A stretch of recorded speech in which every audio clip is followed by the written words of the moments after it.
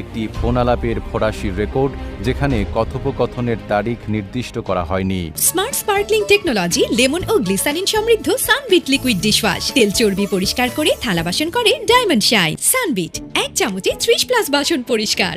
এদিকে ইসরায়েলের প্রধানমন্ত্রীর দপ্তর থেকেও এ ব্যাপারে এখনও আনুষ্ঠানিকভাবে কিছু বলা হয়নি। প্রধানমন্ত্রীর দপ্তরের রেকর্ড বলছে, নেতানিয়াহুর নামে সর্বশেষ বিবৃতিটি দেওয়া হয়েছিল গত 7 মার্চ। সেদিন ইসরায়েলের বীরশেবা এলাকায় ইরানি ক্ষেপণাস্ত্রের আঘাতে আহত কয়েকজনকে দেখতে গিয়েছিলেন নেতানিয়াহু।